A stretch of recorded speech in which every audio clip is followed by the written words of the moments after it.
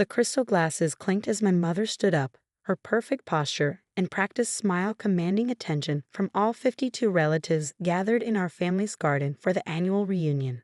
I watched her carefully, noting how her hand trembled slightly as she gripped her champagne glass. Something was off about her today. She'd been too quiet, too observant, like a predator waiting to strike. "I have an announcement to make," she declared, her voice carrying across the perfectly manicured lawn. My sister Emma sat beside me, both of us sharing a questioning look. At 28, I learned to read our mother's moods, and right now, every instinct told me something was wrong. "For 30 years, I've carried a secret," Mom continued, her eyes scanning the crowd before fixing on Emma. "It's time everyone knew the truth about my youngest daughter." The air seemed to freeze. I felt Emma stiffen beside me. "Caroline," my father warned from his seat, but Mom waved him off. "Emma isn't really part of this family," she announced, pointing her glass at my sister. "She's not your real sister, Alexandra. She never was." The silence that followed was deafening. I heard someone gasp, probably Aunt Margaret. She always had a flair for drama. Emma's hand found mine under the table, squeezing so tight it hurt. "What are you talking about?" Emma's voice was barely a whisper. Mom's smile turned cruel. "Your father had an affair. You're the result. I took you in, raised you as my own, but you were never really mine. Never really a Thompson." I watched Emma's face crumble, 30 years of identity shattering in seconds. But unlike everyone else at that table, I wasn't shocked. I'd been waiting for this moment, prepared for it. "That's interesting, Mom," I said, keeping my voice steady as I reached for my purse. "Really interesting timing." "Alexandra, don't," my father pleaded, but I was done keeping quiet. "You see," I continued, pulling out a thick manila envelope, "I've been carrying a secret too. Found it 6 months ago while helping Dad clean out the attic." Mom's face flickered with uncertainty. "What are you talking about?" "DNA tests, Mom, from 30 years ago. The ones you had done when Emma was born." I started pulling out papers. "The ones that proved Emma is Dad's daughter. And yours." The champagne glass slipped from Mom's hand, shattering on the patio stones. Emma gasped beside me. "But that's not the interesting part," I pressed on, my voice carrying across the deadly quiet garden. "The interesting part is the other set of results. The ones about me." Now Mom was pale, her perfect composure cracking. "Alexandra, stop this immediately." "Why?" "Because everyone might learn that I'm the one who isn't Dad's biological daughter. That you're the one who had an affair." The collective intake of breath from our relatives was almost comical. Aunt Margaret actually clutched her pearls. "How dare you?" Mom hissed, but her hands were shaking violently now. "The funny thing about secrets, Mom," I said, standing up slowly, "is that they always come out. I found these tests months ago. I could have exposed you then, but I waited. I waited because I knew you. Knew you'd eventually try to hurt Emma like you've hurt me my entire life. The constant criticism, the subtle digs, the way you've tried to pit us against each other." Emma was staring at the papers in my hand, tears streaming down her face. I squeezed her shoulder gently. "You see, Mom, I've known I wasn't Dad's biological daughter for months. And you know what? It doesn't matter. Dad knew too. We talked about it. He's been my father in every way that counts, just like Emma's been my sister." My father stood up then, moving to stand between us and Mom. "That's enough, Diana," he said firmly. "I think you should leave." "John, you can't possibly." "I can and I will," he cut her off. "I've watched you try to divide our daughters for years. No more." The garden erupted in whispers as my mother stood there, her perfect world crumbling around her. Emma was still clutching my hand, processing everything she'd heard. "Why?" she finally asked, looking at our mother. "Why would you try to hurt me like this?" Mom didn't answer. She couldn't. Instead, she turned and walked away, her heels clicking on the stone path as she retreated into the house. I sat back down beside Emma, pulling her into a hug. "I'm so sorry," I whispered. "I knew she'd try something like this eventually. I couldn't let her hurt you. You knew? All this time." Emma pulled back, searching my face. "Why didn't you tell me?" I wiped a tear from her cheek. "Because it doesn't change anything. You're my sister. Always have been, always will be. DNA doesn't make a family, love does." The relatives were still whispering, some approaching with questions, others hanging back uncertainly, but none of that mattered. What mattered was my sister, and the truth that had finally set us both free from our mother's manipulations. But this was just the beginning. Mom's revelation had backfired spectacularly, but I knew her well enough to know this wasn't over. She wouldn't take this humiliation lying down. The question was, what would she do next? The days following the reunion were a blur of phone calls and family drama. Relatives chose sides, as they always do when secrets explode. Some, like Aunt Margaret, declared they were too devastated to speak to anyone involved. Others, particularly the younger cousins, bombarded us with messages of support and decades-old stories of Mom's manipulative behavior. Emma moved in with me temporarily, unable to face returning to her apartment where Mom had a spare key. We spent late nights talking, piecing together our childhood memories with this new understanding. Remember when Mom insisted I take dance lessons instead of joining the science club? Emma said one evening, curled up on my couch. She said it was because I had natural grace, but she knew I loved dancing, I finished. She was making sure we never shared the same interests. How did you handle knowing the truth for so long? I poured us both another glass of wine. Honestly, it was hard. But after I found those DNA results, so many things made sense. The way she always compared us, how she praised me to you and praised you to me, always keeping us slightly at odds. Our conversation was interrupted by a sharp knock at the door. Through the peephole, I saw Dad standing there, looking exhausted. "Your mother's gone off the deep end," he announced as we let him in. "She's threatening to contest the trust fund grandmother left for both of you.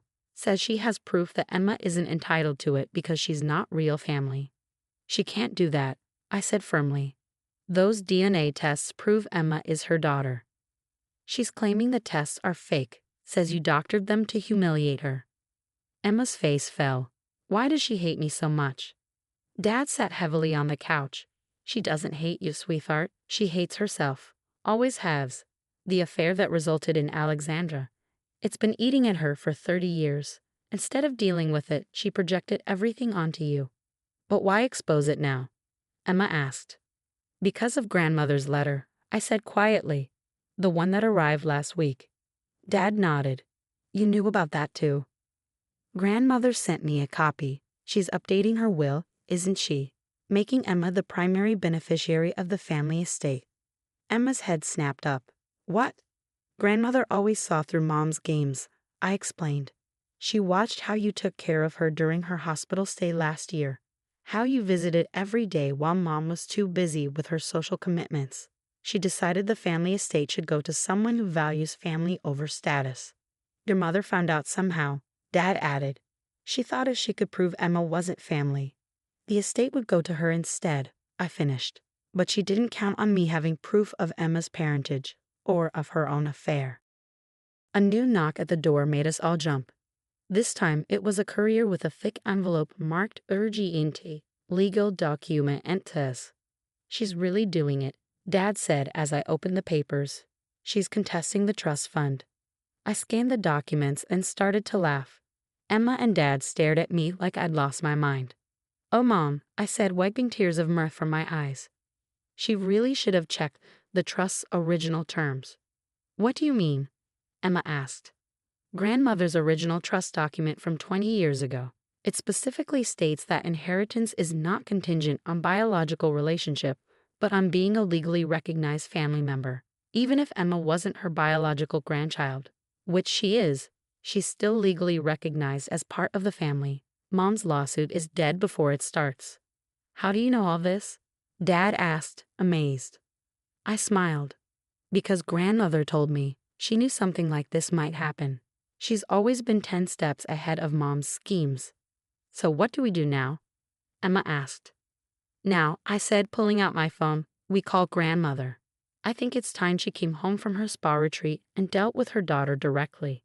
Dad's eyes widened. "Margaret's coming home. Diana won't handle that well." "That's the point," I replied, dialing. "Mom needs to learn she can't manipulate this family anymore. And no one handles her quite like grandmother." As the phone rang, I caught Emma's eye and winked. Mom thought she was playing chess, but she didn't realize she was about to face the grandmaster. Grandmother Margaret Thompson didn't earn her reputation as the family matriarch by letting anyone, even her own daughter, tear her family apart. The next move would change everything, and Mom wouldn't see it coming until it was too late. Grandmother arrived like a force of nature the next morning, her silver hair perfectly styled and her presence commanding as ever. At 75, Margaret Thompson could still silence a room with a single raised eyebrow. "Well," she said, settling into my living room armchair, "Diana's certainly made a mess of things, hasn't she?" Before anyone could respond, my phone buzzed with a text from Aunt Patricia. "Your mother's at the country club telling everyone you're mentally unstable, and Emma's trying to steal her inheritance. What's going on?" Grandmother read the message over my shoulder and smiled. Predictable. When Diana feels cornered, she always runs to her country club friends. "Shall we pay her a visit?" "Is that wise?" Dad asked. "John," Grandmother fixed in with a stern look, "wisdom has nothing to do with it. This ends today." An hour later, our small convoy pulled into the Mountain View Country Club parking lot. Mom's Mercedes was parked in her usual spot, front row, closest to the entrance. Some things never changed. We found her holding court at her regular table on the terrace, surrounded by her usual audience of social climbers and gossip mongers. "Completely fabricated those DNA results," we heard her saying. "My poor Alexandra, she's always been jealous of Emma's place in the family." "Really, Diana?" Grandmother's voice cut through the chatter like a knife. "Is that the story you're going with?" The color drained from Mom's face as she turned to find us standing there. Grandmother in front, Emma and me flanking her, Dad bringing up the rear. "Mother," she stammered, "you're supposed to be at the spa. And you're supposed to be a decent mother to your daughters, but here we are." Grandmother sat down uninvited at the table. "Ladies, I apologize, but I need a moment with my daughter.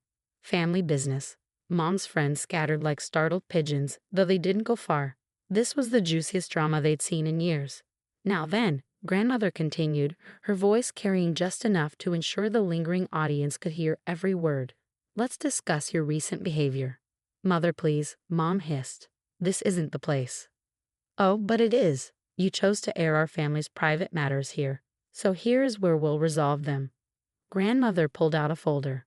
"I have here the original DNA tests from 30 years ago. My copy, not Alexandra's. I also have proof of your affair with Richard Bennett, including hotel receipts and love letters. Would you like me to share them with your friends?" Mom's hands trembled as she reached for her water glass. "You kept those." "I keep everything, Diana. You know that. I also have here the trust fund documents you're so eager to contest. Would you like me to read aloud the clause about legally recognized family members?" "Why are you doing this?" Mom whispered. "Because you need to stop." It was Emma who spoke, her voice steady. "You've spent 30 years punishing everyone for your own mistakes. It's enough." "You don't understand," Mom began, but I cut her off. "We understand perfectly. You couldn't live with your own guilt, so you projected it onto Emma. You couldn't face your own affair, so you tried to accuse Dad of one. You couldn't accept that Grandmother saw through your facades, so you tried to destroy the trust fund." "The trust fund remains as is," Grandmother declared. "Emma and Alexandra will share it equally as intended. The estate will go to Emma, also as intended. And you, Diana, will seek professional help." "Or what?" Mom challenged, a flash of her old defiance showing through. "Or I release everything. The DNA tests, the affair evidence, the financial records showing how you've been embezzling from the family foundation. Everything." Mom's glass clattered against her teeth. "How did you?" "Like I said, I keep everything. Your choice, Diana. Get help, make amends with your daughters, or lose everything, including your precious social standing." The silence that followed was absolute. Even the eavesdropping ladies had stopped pretending to not listen. Finally, Mom's shoulders slumped. "I need help," she whispered. "Yes, you do," Dad said gently. "We found a good therapist. You start tomorrow." As we left the country club, Emma linked her arm through mine. "Is it really over?" "The drama? Yes. The healing? That's just beginning." I squeezed her arm. "But we'll do it together. That's what real sisters are for." Grandmother overheard us and smiled. "You know, Alexandra, when you found those DNA tests months ago, you could have used them to hurt your mother, to get revenge. Instead, you waited, protected Emma, and let the truth come out naturally. That's why you're getting half the trust fund. I thought the trust fund was always meant to be split equally." "It was. But you earned it not because of biology or legal documents, but because you understand what family really means. She patted my cheek. Now shall we go home? I believe we have a long overdue family dinner to plan. Walking to our cars, I caught a glimpse of Mom through the country club windows. She sat alone at her table, looking lost. For the first time in years, I felt hope for her, and for all of us. Sometimes it takes shattering everything to build something stronger in its place. The truth